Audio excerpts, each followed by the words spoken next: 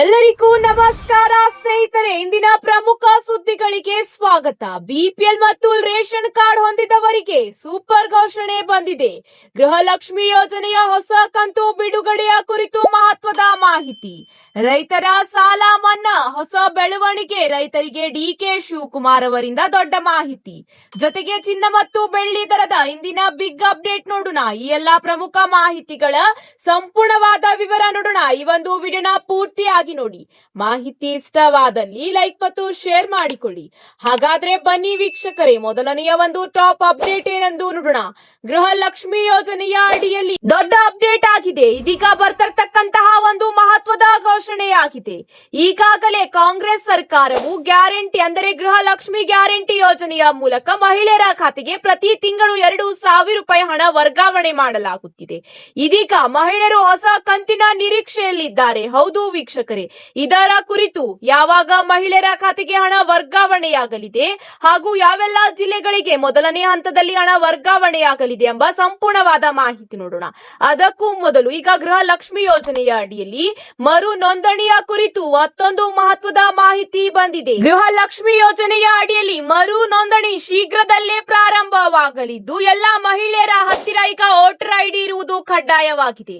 ಒಂದು ವೇಳೆ ನಿಮ್ಮ ಹತ್ತಿರ ಬಿಪಿಎಲ್, ಎಪಿಎಲ್ ಮತ್ತು ವೋಟರ್ ಐಡಿ ಇಲ್ಲದಿದ್ದರೆ ಮರು ನೋಂದಣಿ ಆಗುವುದಿಲ್ಲ. ನೀವು ಗೃಹಲಕ್ಷ್ಮಿ ಯೋಜನೆಯಿಂದ ವಂಚಿತರಾಗುತ್ತೀರಿ. ಇದೇ ಅಷ್ಟೇ ಅಲ್ಲ, ಬಿಪಿಎಲ್ ಕಾರ್ಡ್ ನಿಂದ ಎಪಿಎಲ್ ಕಾರ್ಡ್ಗೆ ವರ್ಗಾಯಿಸಲಾಗಿದ್ದರೆ ಅವರಿಗೂ ಕೂಡ ಗೃಹಲಕ್ಷ್ಮಿ ಯೋಜನೆಯ ಹಣ ಇನ್ನು ಮುಂದೆ ಖಾತೆಗೆ ವರ್ಗಾವಣೆಯಾಗುವುದಿಲ್ಲ ಎಂಬ ಮಾಹಿತಿ ಲಭ್ಯವಾಗಿದೆ. ಹೌದು ವೀಕ್ಷಕರೇ, ಇತ್ತೀಚೆಗೆ ಆಹಾರ ಇಲಾಖೆ 14 ಲಕ್ಷಕ್ಕಿಂತ ಅಧಿಕ ಕಾರ್ಡ್ಗಳನ್ನು ಬಿಪಿಎಲ್ ನಿಂದ ಎಪಿಎಲ್ ಕಾರ್ಡ್ಗೆ ವರ್ಗಾಯಿಸಿದೆ. ಅಂತಹ ಒಂದು ಕಾರ್ಡ್ದಾರರಿಗೆ ಗೃಹಲಕ್ಷ್ಮಿ ಯೋಜನೆಯ ಲಾಭ ಸಿಗುವುದಿಲ್ಲ ಎಂಬ ಮಾಹಿತಿಯೂ ಕೂಡ ಈಗ ತಿಳಿದು ಬಂದಿದೆ.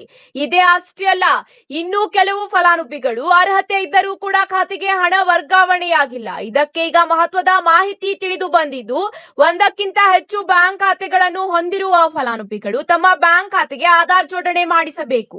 ಫಲಾನುಭವಿ ಸರ್ಕಾರಿ ಸೌಲಭ್ಯ ಪಡೆಯಲು ತಾವು ಬಯಸುವ ಯಾವುದೇ ಬ್ಯಾಂಕ್ ಖಾತೆಯನ್ನು ಆಯ್ಕೆ ಮಾಡಬಹುದು. ಆದರೆ ಅಗತ್ಯವಿದ್ದಲ್ಲಿ ಲಿಖಿತ ಒಪ್ಪಿಗೆಯ ಮೂಲಕ ಆಧಾರ್ ಜೋಡಣೆಯನ್ನು ಮತ್ತೊಂದು ಬ್ಯಾಂಕ್ ಖಾತೆಗೆ ಬದಲಾಯಿಸಿಕೊಳ್ಳಬಹುದಾಗಿದೆ. ಎನ್ಪಿಸಿಐ ಮ್ಯಾಪರ್ ನಲ್ಲಿ ಈ ಬದಲಾವಣೆ ನವೀಕರಿಸಿದ ನಂತರ ಸರ್ಕಾರಿ ಸೌಲಭ್ಯ ಹೊಸದಾಗಿ ಜೋಡಿಸಲಾದ ಬ್ಯಾಂಕ್ ಖಾತೆಗೆ ಜಮೆಯಾಗುತ್ತದೆ. ಬ್ಯಾಂಕ್ ಆಧಾರ್ ಕಾರ್ಡ್ ಜೋಡಣೆ ಪ್ರಕ್ರಿಯೆಯನ್ನು ಅನುಸರಿಸಿ ಈ ಬದಲಾವಣೆ ಮಾಡಲಾಗುತ್ತಿದೆ. ಇದರಲ್ಲಿ ಸರ್ಕಾರ ಅಥವಾ ಇಲಾಖೆ ಯಾವುದೇ ಪಾತ್ರ ಇರುವುದಿಲ್ಲ. ಹೌದು ವೀಕ್ಷಕರೇ, ಕೆಲವು ತಾಂತ್ರಿಕ ಕಾರಣದಿಂದ ತಪ್ಪಾದ ಮಹಿಳೆಯರಿಗೆ ಹಣ ವರ್ಗಾವಣೆಯಾಗಿದೆ ಎಂಬ ಮಾಹಿತಿಯು ಕೂಡ ಮಹಿಳಾ ಮತ್ತು ಮಕ್ಕಳ ಕಲ್ಯಾಣ ಇಲಾಖೆ ತಿಳಿಸಿದೆ. ಈ ಒಂದು ತಾಂತ್ರಿಕ ಕಾರಣದಿಂದ ಮಹಿಳೆಯರಿಗೆ ಮತ್ತೊಂದು ನೋಂದಣಿ ಮಾಡಿಸುವುದು ಈಗ ಅವಶ್ಯಕವಾಗಿದೆ. ಅಂದರೆ ಯೋಜನೆಯ ಅಡಿಯಲ್ಲಿ ಮತ್ತೊಮ್ಮೆ ಮರು ನೋಂದಣಿ ಮಾಡಿಸಿಕೊಳ್ಳಿ. ಇದೀಗ ಜುಲೈ ತಿಂಗಳ ಹೊಸ ಕಂತಿನ ಹಣ ವರ್ಗಾವಣೆಯ ಕುರಿತು ಒಂದು ಹೊಸ ಅಪ್ಡೇಟ್ ಎಂದೇ ಹೇಳಬಹುದಾಗಿದೆ. ಹೌದು ವೀಕ್ಷಕರೇ, ಈ ತಿಂಗಳ 15ನೇ ತಾರೀಕಿನ ಒಳಗಾಗಿ ಫಲಾನುಭವಿಗಳ ಖಾತೆಗೆ ಹೊಸ ಕಂತಿನ ಹಣ ವರ್ಗಾವಣೆಯಾಗಲಿದೆ ಎಂಬ ಮಾಹಿತಿ ಲಭ್ಯವಾಗಿದೆ. ಹೌದು ವೀಕ್ಷಕರೇ, ಮೊದಲನೆಯ ಹಂತದಲ್ಲಿ ಕಲಬುರಗಿ, ವಿಜಯಪುರ, ಉತ್ತರ ಕನ್ನಡ, ಕೊಪ್ಪಳ, ಧಾರವಾಡ ಸೇರಿದಂತೆ 15 ಜಿಲ್ಲೆಯ ಫಲಾನುಭವಿಗಳಿಗೆ ಮೊದಲನೇ ಹಂತದ ಹೊಸ ಕಂತಿನ ಹಣ ವರ್ಗಾವಣೆಯಾಗಲಿದೆ ಎಂಬ ಮಾಹಿತಿ ಲಭ್ಯವಾಗಿದೆ. ಅಂದರೆ 32ನೇ ಕಂತಿನ ಹಣವು ಗೃಹಿಣಿಯರ ಖಾತೆಗೆ ಶೀಘ್ರದಲ್ಲೇ ವರ್ಗಾವಣೆಯಾಗಲಿದೆ ಎಂಬ ಮಾಹಿತಿ ಲಭ್ಯವಾಗಿದೆ. ಒಂದು ವೇಳೆ 29, 30, 31ನೇ ಕಂತಿನ ಹಣ ಪೆಂಡಿಂಗ್ ಇದ್ದರೆ, ಬಂದಿಲ್ಲ ಅಂದ್ರೆ ಮರು ನೋಂದಣಿಯ ನಂತರ ನಿಮ್ಮ ಖಾತೆಗೆ ಬರುವ ಸಾಧ್ಯತೆ ಇದೆ. ಇದರ ಜೊತೆಗೆ ಈಗ ಬಿಪಿಎಲ್ ಕಾರ್ಡ್ದಾರರಿಗೆ ಒಂದು ಹೊಸ ಅಪ್ಡೇಟ್ ಬಂದಿದೆ. ಆ ಒಂದು ಮಾಹಿತಿ ಏನೆಂದು ನೋಡೋಣ ಬನ್ನಿ ವೀಕ್ಷಕರೇ.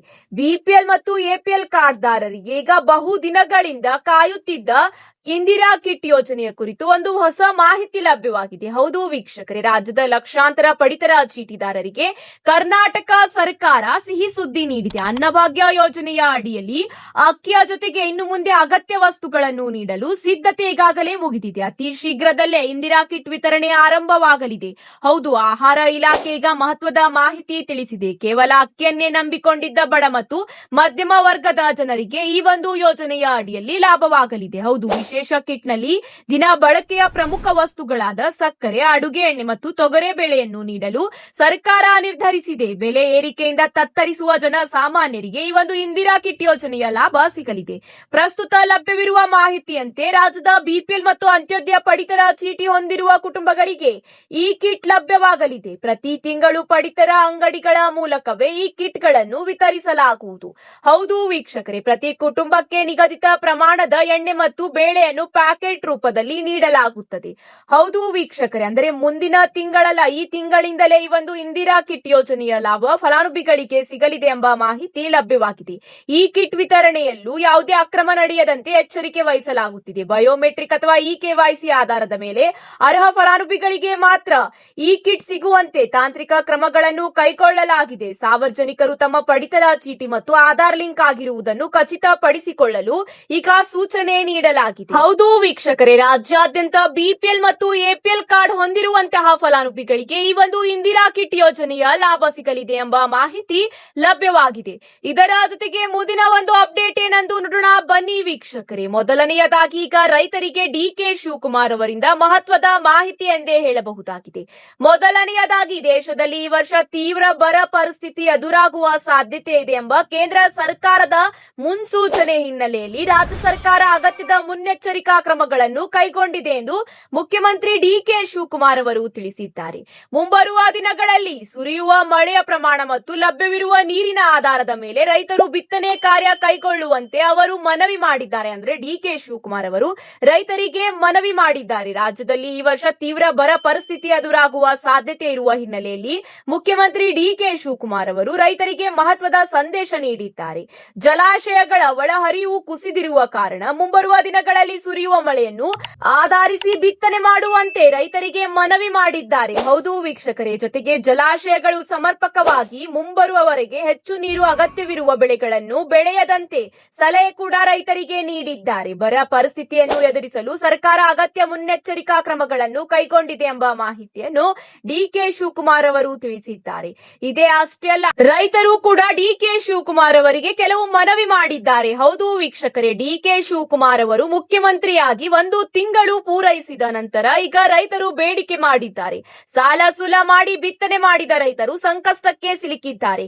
ಕೂಡಲೇ ರಾಜ್ಯ ಸರ್ಕಾರ ಬರಗಾಲವೆಂದು ಘೋಷಣೆ ಮಾಡಬೇಕು. ಬಿತ್ತನೆ ಮಾಡಿದ ರೈತರಿಗೆ ಪ್ರತಿ ಎಕರೆಗೆ 50,000 ರೂಪಾಯಿ ಪರಿಹಾರ ನೀಡಬೇಕು.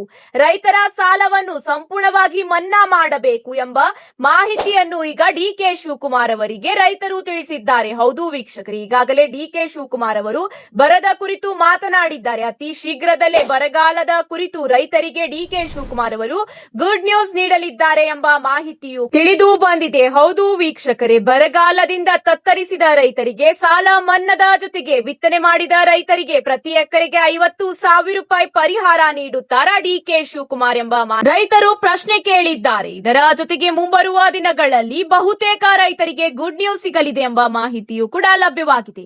ಇದರ ಜೊತೆಗೆ ಮುಂದಿನ ಒಂದು ಅಪ್ಡೇಟ್ ಏನಂದು ನೋಡೋಣ ಬನ್ನಿ ವೀಕ್ಷಕರೇ. ಮತ್ತೆ ಗಗನಕ್ಕೇರಿದೆ ಬಂಗಾರದ ಬೆಲೆ. ಹೌದು ವೀಕ್ಷಕರೇ, ಇಂದು 24 ಕ್ಯಾರೆಟ್ ಚಿನ್ನದ ಬೆಲೆ ಪ್ರತಿ ಗ್ರಾಂಗೆ 14,700 ರೂಪಾಯಿ ಆಗಿದ್ದು ನಿನ್ನೆ 322 ರೂಪಾಯಿ ಹೆಚ್ಚಳವಾಗಿದ್ದ ಈ ಒಂದು ಕ್ಯಾರೆಟ್ ಚಿನ್ನದ ಬೆಲೆ ಈಗ ಮತ್ತೆ ಏರಿಕೆ ಕಂಡು ಬಂದಿದೆ. ಹೌದು ವೀಕ್ಷಕರೇ, 18 ಕ್ಯಾರೆಟ್ ಚಿನ್ನದ ಬೆಲೆ ಪ್ರಸ್ತುತ ಪ್ರತಿ ಗ್ರಾಂಗೆ 13,475 ರೂಪಾಯಿ ದಾಖಲಾತಿಯಾಗಿದೆ. ಹೌದು ವೀಕ್ಷಕರೇ, ದಿನದಿಂದ ದಿನಕ್ಕೆ ಈ ಒಂದು ಚಿನ್ನ ಮತ್ತೆ ಗಗನಕ್ಕೇರುತ್ತಿದೆ. ಹಾಗಾದ್ರೆ ಇಂದಿನ ಚಿನ್ನ ಮತ್ತು ಬೆಳ್ಳಿ ದರದ ಸಂಪೂರ್ಣವಾದ ಮಾಹಿತಿ ನೋಡೋಣ ಬನ್ನಿ ವೀಕ್ಷಕರೇ. ಬೆಂಗಳೂರಿನಲ್ಲಿ 24 ಕ್ಯಾರೆಟ್ ಚಿನ್ನದ ದರ 10 ಗ್ರಾಂಗೆ 1,48,050 ರೂಪಾಯಿ ದಾಖಲಾತಿಯಾಗಿದ್ದರೆ 22 ಕ್ಯಾರೆಟ್ನ 10 ಗ್ರಾಂ ಚಿನ್ನದ ಬೆಲೆ 1,35,713 ರೂಪಾಯಿ ದಾಖಲಾತಿಯಾಗಿದೆ.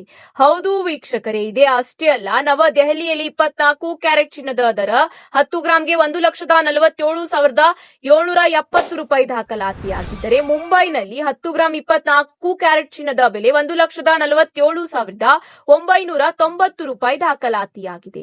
ಇದೇ ರೀತಿ ಚೆನ್ನೈನಲ್ಲಿ 24 ಕ್ಯಾರೆಟ್ ಚಿನ್ನದ ದರ 10 ಗ್ರಾಂಗೆ 1,48,360 ರೂಪಾಯಿ ದಾಖಲಾತಿಯಾಗಿದೆ. ಇದೇ ರೀತಿ ಬೆಳ್ಳಿಯ ಬೆಲೆ ಬೆಂಗಳೂರಿನಲ್ಲಿ 1 ಗ್ರಾಂಗೆ 250 ರೂಪಾಯಿ ಆಗಿದ್ದರೆ 1 ಕೆಜಿ ಬೆಳ್ಳಿಯ ಬೆಲೆ ಈಗ 2,50,000 ರೂಪಾಯಿ ಎಂದು ದಾಖಲಾತಿಯಾಗಿದೆ. ಹೌದು ವೀಕ್ಷಕರೇ, ಸತತ ಈಗ ಒಂದು ವಾರದಿಂದ ಏರಿಳಿತ ಕಂಡಿದ್ದ ಚಿನ್ನ ಮತ್ತು ಬೆಳ್ಳಿ ದರ ಇಂದು ಭಾರೀ ಏರಿಕೆ ಆಗಿದೆ. ಜಾಗತಿಕ ಮಾರುಕಟ್ಟೆಯಲ್ಲಿ ಅಮೆರಿಕ ಡಾಲರ್ ದುರ್ಬಲಗೊಂಡಿರುವುದು ಮತ್ತು ವಿಶ್ವದ ವಿವಿಧ ಕೇಂದ್ರೀಯ ಬ್ಯಾಂಕುಗಳು ಚಿನ್ನದ ಖರೀದಿಯನ್ನು ಹೆಚ್ಚಿಸಿರುವುದು ಚಿನ್ನದ ಬೆಲೆ ಏರಿಕೆಗೆ ಪ್ರಮುಖ ಕಾರಣವಾಗಿದೆ. ಭೌಗೋಳಿಕ ರಾಜಕೀಯ ಯುದ್ಧದಿಂದ ಹೂಡಿಕೆದಾರರು ಸುರಕ್ಷಿತ ಆಸ್ತಿಯಾದ ಚಿನ್ನದತ್ತ ಮುಖ ಮಾಡಿದ್ದಾರೆ. ಜೊತೆಗೆ ಮುಂಬರುವ ಮದುವೆ ಸೀಸನ್ ಮತ್ತು ದಸರಾ ದೀಪಾವಳಿಯಂತಹ ಹಬ್ಬಗಳ ಋತುವಿನಲ್ಲಿ ಬೇಡಿಕೆ ಹೆಚ್ಚಾಗಿರುವುದು ಸಹ ಬೆಲೆಯ ಮೇಲೆ ಪರಿಣಾಮ ಬೀರಿದೆ ಎಂಬ ಮಾಹಿತಿ ಲಭ್ಯವಾಗಿದೆ. ಇವತ್ತಿಗೆ ಇಷ್ಟೇ ವೀಕ್ಷಕರೇ, ಮತ್ತೆ ಸಿಗೋಣ ಹೊಸ ಅಪ್ಡೇಟ್ ಜೊತೆಗೆ. ಈ ಒಂದು ಮಾಹಿತಿ ನಿಮಗೆ ಇಷ್ಟವಾದಲ್ಲಿ ಲೈಕ್ ಮಾಡಿ ಹಾಗೂ ನಿಮ್ಮ ಎಲ್ಲಾ ಸ್ನೇಹಿತರ ಜೊತೆಗೆ ಶೇರ್ ಮಾಡಿಕೊಳ್ಳಿ. ಧನ್ಯವಾದಗಳು.